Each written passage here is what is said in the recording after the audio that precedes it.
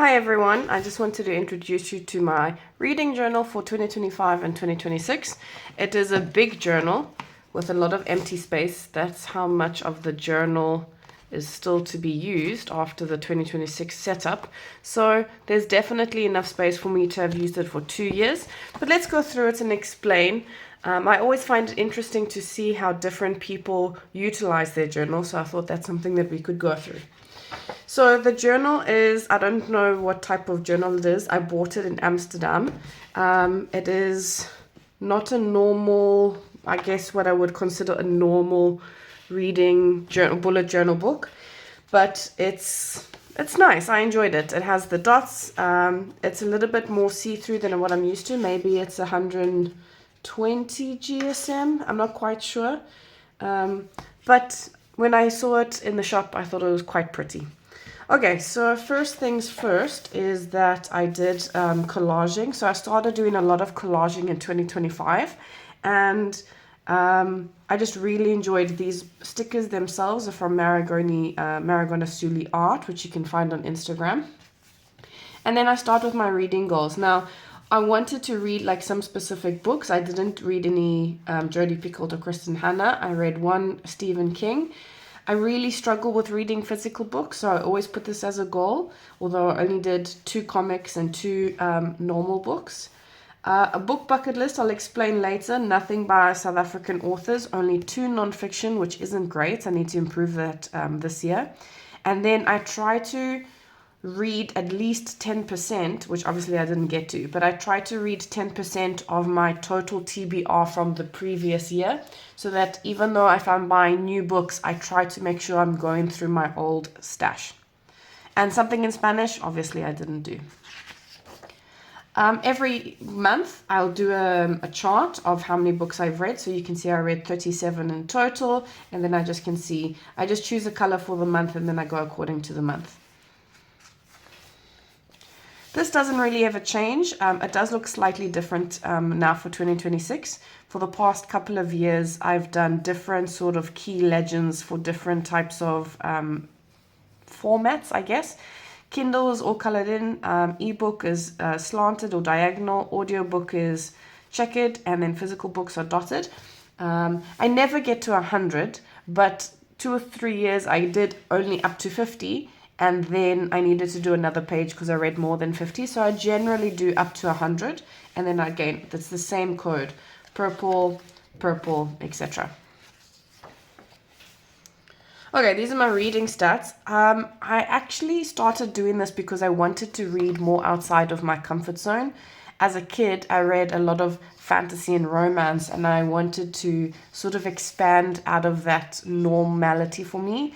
So this is what I was looking at, to sort of create more of a, I guess you could say, like trying to find differences, or trying to just, like I said, read out of my comfort zone. So I have genre, the length of the book, type, which is looking at series or standalones, new or rereads, format, where I get the book from, point of view characters, and the authors. And I did these 2 just to see. A couple of years ago, it was important for me to be more equitable between the 2, but for like now in 2026, it's not really important. I think actually that going into my reading journal for 2027, I might skip this because this no longer is important for me, but I thought it would be interesting for people to see. Year of publication, again, I actually don't enjoy reading new books. The older the book, the better. And I find it very interesting to see where it sort of comes on the board. I find that newer books, especially now with TikTok, and there's a whole new reading sensation, that reading is popular again, the writing isn't really always as good. Whereas if you read older books, they usually are not self-published, or they actually go through a publishing process, so the editing is a little bit better. So I'm a bit of a reading snob in that regard. But it's still interesting to see from a stats perspective. I have the days when I finish the book, which I just also think is quite nice to see. And then I have my rereads, my husband's books that he reads. the series that I'm currently on. If I have a series that I'm busy with, but I don't pick it up in this year, then I don't add it to the list. It needs to be books that I'm reading in the year. So for example, Crowns of Nyaxia, I read the first 3 books later, and then I didn't read the 2.5, but in 2025 I read The Songbird of the Heart and Stone, so that's why I added this series in. I have the normal alphabet challenge, and then my Goodreads. So for previous years, I actually did my Goodreads differently, because if you look carefully, these colors just match to my front cover, so to this one here, which means that this page is a little bit redundant. What I was supposed to do, and I just got lazy, I was meant to do it according to how many stars I gave the book, right? If it was gray, it meant it was a reread or a non-fiction, because I don't grade non-fictions, and then obviously 1, 2, 3, 4, 5 stars.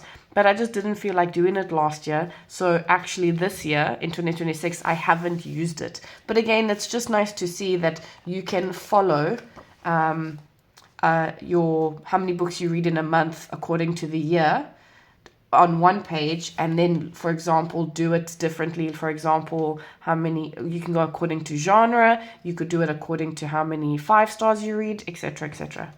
My DNFs, quotes. Some years I do more, so like previous years I've had 2 pages of quotes. Obviously this one I didn't pick up a lot of quotes. Obviously not a lot of quotes stood out for me. It just depends, and that's why I enjoy creating my own journals. My format list is something that I still enjoy doing. So again, keeping with the monthly colors, I just like to see overall what my reading looks like. Some years I have more audiobooks, some I have less. Physical books will always be the least, because I really struggle. I prefer audiobooks and Kindle or ebooks because I usually read before I go to bed. So it's very easy to tuck the Kindle under my pillow. Now I have my physical TBR. So you can see I was carrying on with the what is this called? Collaging, which was great. I really, really enjoyed it. And then I just put the color of the month that I read it, and then I highlighted with the color. And I just enjoy doing this because it helps me see what needs to be read, My book of the year, again, color coded. I always enjoy doing this, even though I know that some months I read so many 5 stars and it's difficult to choose one, and maybe in another month I didn't enjoy any of my books, but it's a nice activity to keep you engaged in your reading journal. Last year for 2025, my series was Crowns of Nyaxia, but The Devils by Joe Abercrombie was very good, and the Sight series by Neil Shusterman also fantastic. These are the books that I read in total. Again, I was expecting 2 pages, but 37 for me is not that much. I usually read more closer to like 50, 60, but I'm not going to judge myself for reading any less. My non-fictions that I need to get through. So these are all books that I own, either in physical format or Kindle format, that I'd like to get through. And then I started adding this page, and this is one of my favorite additions to my reading journal over the years. This is the first time I did it in 2025. This connects to this page, what I said earlier. So when I say happy reads, I'm not going according to how many stars it has, but how engaged I was in the book. Did I read it really quickly? I couldn't put it down, and I was thinking about the story a lot. Where if I see it like this, there's no grading. It's just books that I really enjoyed, compared to this, where it's a little bit more fixed and you don't have a lot of room to play. But I like having them both together so that I can enjoy it in different ways. Then my book bucket list. A book bucket list are all the books that you're supposed to read in your lifetime. So these are your classics, books that sort of are your educated books. They are fiction. Some of them are fiction, some of them are non-fiction. But if you read them, you're considered well read. And that's what I wanted to take on for myself. So every time I have a new reading journal, I add this into the journal. And obviously, now that I've read The Monk Who Sold His Ferrari and Man's Search for Meaning and Dracula, The Talented Mr. Ripley, in my next bullet journal, in my next reading journal, I won't add that. So sometimes the list gets smaller, but I quite enjoy having them to see, well, Aurelia, what can I read to help you feel more accomplished in your reading? I know that reading is an activity that is meant to just be for enjoyment, but I like looking at it from the perspective of furthering my personal development, you know? These are books, my full TBR shelf are all the books that I own in Kindle or physical format that I'm slowly trying to work through. I have quite a few, as you can see. Then I started with books that are bought in the year. This was a new page. You can see I didn't even put down the prize-winning books. They are just books that, again, people recommend or prize-winning books, but I actually, in the end, didn't even bother with it. So I'll probably not add this in future reading journals. Brothers Grimm, there's like 100, it says I don't know what. So 159 plus an extra 10 books. So let's say 169 books, stories that are in the Brothers Grimm fairy tales. And I have it in Kindle, and just every now and then I'll read a new one. So I need to update this as well. Priority reads, I only got to 2. So these are books that I own. Well, I don't own this. This is on my on the audio book application that I have. But these are books that I have access to that are really important to me and that I'd like to get through, compared to the bingo, which are books that I own or I don't own that I'd like to get to. Whereas this was more for fun, and this was more for, again, engaging in my reading. I actually DNF'd The Pillars of the Earth. Anyone that's read The Pillars of the Earth is right at the beginning of the story, when the man's wife dies. He does something that I didn't vibe with, and I just decided it wasn't going to be the book for me.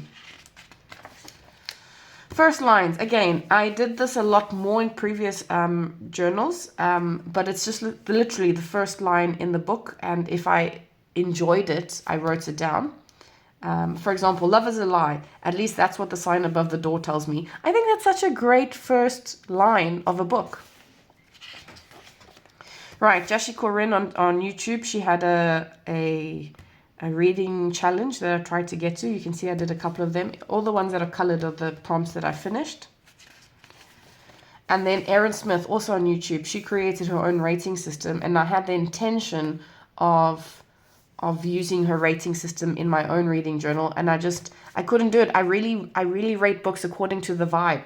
And that's fine, but it's really nice to see how I could potentially rate books. So I really enjoyed that. She uses them, they are all cat pictures, because she has 2 cats, Peach and Mitsu, and she named her rating system based on her 2 cats. Right, my cousin's books that she read last year, and the rest of the books that I bought in 2025. So you can see, again, really enjoying the collaging. It's a little space of creativity that I really enjoyed. Atomic Habits, I've been stuck on this book for like 2 years, and every time I have a new reading journal, I redo this layout, and I haven't made any progress. I'm not ready to DNF it though, so fingers crossed that I get through it this year in 2026. Then Erin Smith for Halloween also had a reading challenge. So she had different books, and then on the ones that I highlighted, they were according to the books that I read for the challenge. It was really enjoyable. I actually really enjoyed it. I don't always do reading challenges because I don't like to put pressure on myself, but it was fun. It was nice. And then that's basically the end of my stats. 58 books bought, 37 read, most popular. These are all from Goodreads stats. And then the actual physical pictures of my books. Because like I said, the majority of them are on Kindle or ebook or audiobook. I don't actually really ever see what the cover looks like. Then I turn my book over. So now this is upside down. The rest of the journal comes in on the other side, right? So because I like to add in, like, for example, these later pages. No, hold on. These came in only in October. So I like to keep all my stats pages together. So if there's anything else that I want to add, for example, I added in this maybe in December last year, I have space to play and add more like statistic pages. Whereas if I keep my reviews on the other side, I keep it nice and neat. They're not like mixed in between. So starting with January, I wanted to use a lot of my old ephemera, so a lot of old stickers that I was never really going to use, and I knew that I wasn't going to use them in my bullet journal, so I decided to do little collages. This page book is from a Harry Potter book. I had two, so I decided to use one as ephemera for my reading journal. Stats, these stats I've stopped doing for 2026. I just started enjoying them less and less, and in my information for each book, I was putting in the names of the characters because I could never remember the names. But as I went through the book, this became less important and was really just making me not want to engage in the book. So I stopped doing that as well. And I used to, and I continued up until 2025 for about 4 or 5 years of writing down how much I was spending on books. But because I get the majority of my books only on Kindle when they are on sale, I don't really mind. I don't need to do this anymore because I'm not worried about how much money I'm spending. So you'll see this change over time.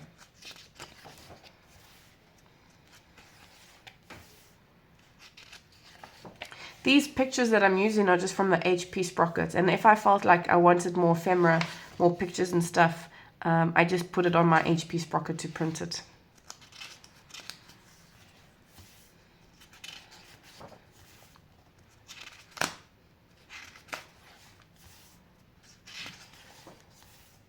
This is one of my favorite layouts, actually. I really enjoyed how this came together because I was never going to use, for example, this frame with the butterflies. And I don't know where I would have put the mushrooms and stuff, but how it comes together every month, that's what I love about collaging. It doesn't have to, you don't have to pre-think about it. I would just put the picture down and that was that. And I really enjoyed the collaging every month. And I was able to go through quite a lot of my stationery because of it. So Wall Tree is a comic, a physical comic that I was reading, and I enjoyed it so much. I'm not much of a comic book reader, but a friend of mine introduced me to the series, and I really enjoyed it. Here, I added this collage here because I created an extra page, an extra block for another book, because I usually read at least 3 books, but in July I actually only read 1. So having that square it was really irritating me, which is why I added it in this here. And I think it looks actually really nice.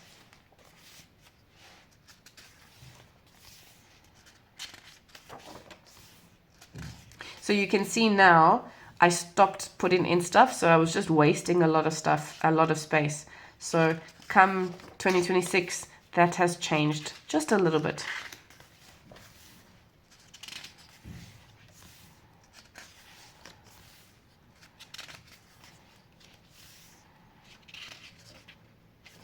This is actually the Marigona Suli art, so those dragons at the front of my book. She created the artwork for this book, which is how I found out about this book in general to begin with.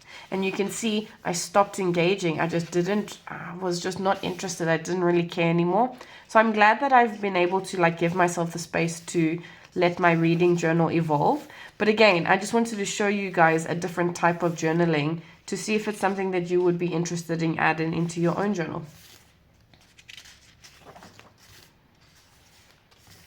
Again, didn't engage, didn't write anything. The only thing that's been consistent for the past 6 years since I started my reading journal is just this information here. And for me, actually, now going back into it, it really is enough.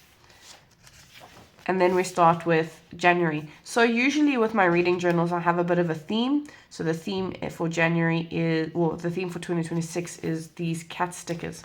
So now we can go back to the beginning of 2026. If I'm not mistaken, it's here. Yeah.